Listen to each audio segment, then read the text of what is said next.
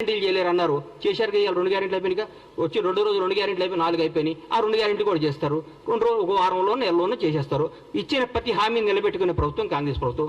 రేవంత్ రెడ్డి గారు బ్రహ్మాండంగా చేస్తున్నారు. దయచేసి మెచ్చుకొని మమ్మల్ని చూసి ఈర్ష్యపడకుండా, అయ్యో నెక్స్ట్ భగవంతుడి వల్ల మేము అధికారంలోకి వస్తే 10 ఏళ్ల తర్వాత మేము ఇట్లా చేయాలని ఆలోచించండి కోరుకుంటూ సెలవు తీసుకుంటున్నాను.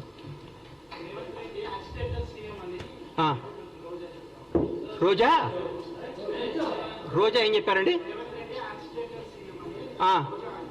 రోజా గారి గురించి, రోజా డైమండ్ రాణి, ఆమె గురించి ఏం మాట్లాడతాం? ఆమెకు సీట్ వస్తుందో రాదో డౌటు. రోజా రేవంత్ రెడ్డి యాక్సిడెంటల్ సీఎం కాదు. ఆమె ఎవరి దగ్గర పనిచేస్తుంది? ఆయన యాక్సిడెంట్ సీఎం. రేవంత్ రెడ్డి గారు ఫైటర్ రేవంత్ రెడ్డి గారు ఫైటర్, పోరాడిన యోధుడు. భారతదేశంలో ఇట్లాంటి యోధులు చాలా తక్కువ మంది ఉంటారు. ఈయన యోధుడు. ఈయన పోరాడి కష్టపడి తనేందో నిరూపించుకొని ముఖ్యమంత్రి పదవి తెచ్చుకున్నాడు. యాక్సిడెంటల్ సీఎం అయితే నాన్నగారు చనిపోతేనో, నాన్నగారు వారసత్వం వస్తేనో, ఇంకోటి వస్తేనో, నీలాగా పులుసు వండి పెడితేనో వస్తుంది. నువ్వు పులుసు వండి పెట్టావు కాబట్టి నువ్వు పులుసు పాపవు. నువ్వు వదిలేయి. నువ్వు రేపో మాపో మాజీ అవుతావు. ఆ మాజీ ఈ మాజీ కలిసి పెట్టి ఇక్కడ వచ్చి జబర్దస్త్ ప్రోగ్రామ్ చేసుకుంటా, పగల జబర్దస్త్ షూటింగు, నైట్ పూట ఏమో మాజీలు కలిసి తాజాగా కేజీలు తెచ్చుకొని పులుసు వండుకొని పెట్టుకోను. అంతేగాని మా ముఖ్యమంత్రి అనే స్థాయి నీది కాదమ్మా తల్లి. నువ్వు స్థాయి కాదు, నువ్వు ఐటెం రానివి. నువ్వు ఐటెంలానే ఉండు.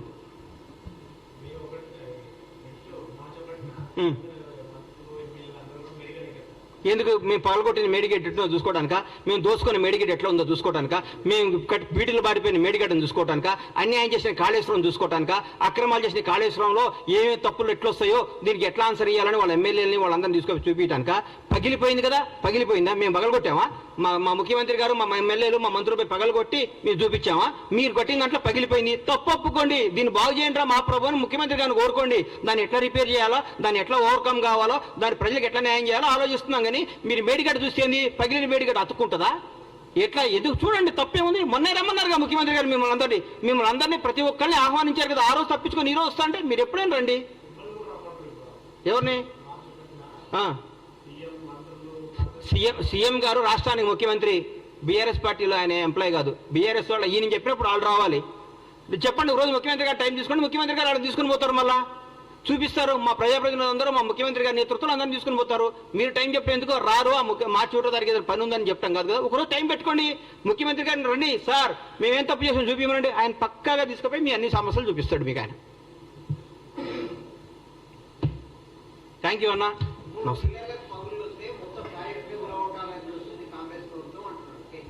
అన్నా ఒకటి గుర్తుపెట్టుకున్నా, ఒంట్లో ఒక ఏళ్ళకు షుగర్ వస్తే కాలు తీసేయరు, ఆ ఏళ్ళు తీసేస్తారు. ప్రాజెక్ట్ ఏం కూలగొట్టాలని చూడలేదు, దాన్ని రిపేర్ చేస్తే ఆ ఏళ్ళు తీసేస్తే పెరగకుండా చూస్తున్నారు. ఆ 3 పిల్లలతో బాగవుతుందని, 3 పిల్లలు బాగు చేస్తే బాగవుతున్నాను రాసిమనండి. రేపొద్దున పెద్ద విపత్తు వస్తే కూడా మాదే బాధ్యతను రాసిమనండి. ఒకవేళ పొరపాటు మేడిగడ్డ పగిలిపోతే, మేడిగడ్డ పడిపోయి కొట్టుకోపోతే బీఆర్ఎస్ ప్రభుత్వం బాధ్యతను రాసిమని చెప్పండి. వాళ్ళు చెప్పినట్టు చేస్తారు. రేపొద్దున లక్షల కోట్ల జనం, వేల మంది ప్రాణాలు, కొన్ని కోట్ల ఆస్తులకు రెస్పాన్సిబిలిటీ ఎవరు? రాజ్యాంగం. ఎవరు రెస్పాన్సిబిలిటీ? ప్రభుత్వ రెస్పాన్సిబిలిటీ. ఏది మంచో ఏది న్యాయమో అది చూస్తారు. మొత్తం పగిలిపోతే పనికిరానప్పుడు తీసేకేం చేస్తాం సార్? పనికి రానప్పుడు తీసేకేం చేస్తారు? పనికి వస్తే పడగొట్టడానికి పిచ్చోళ్ళు ఇల్లు. పడిగొస్తే ఇంతమందికి ఉపయోగపడేది ఉంటే ఎందుకు పడగొడతారు దాన్ని? మీరు తప్పు చేస్తున్నారు. మీరు 3 పిల్లర్లు వస్తే, మనిషిలో 3 పిల్లర్లు వస్తే దాన్ని రేపు 3 పిల్లలు 30 పిల్లర్లు కాకుండా దీన్ని అరికట్టాలి. లేకుంటే 3 పిల్లలు రిపేర్ అయితే కథ ఉందని బాగొద్దున్నాళ్ళు రాసిమనండి. ఈ మేడిగడ్డ, ఈ కాళేశ్వరం వల్ల ఏ నష్టం వచ్చినా, ఏ విపత్తు వచ్చినా ఏదైనా బాధ్యత మాది అని రాసిమనండి. దాని ప్రకారం పోదాం. రేపైనా పొరపాటు జరగడం జరిగితే కొన్ని వేల ప్రాణాలు, లక్షల ప్రాణాలు పోతాయి, కొన్ని కోట్ల ఆస్తులు అన్యాయం అయిపోతాయి. ఎవరు దానికి రెస్పాన్సిబిలిటీ? నువ్వా కేటీఆర్ రెస్పాన్సిబిలిటీ?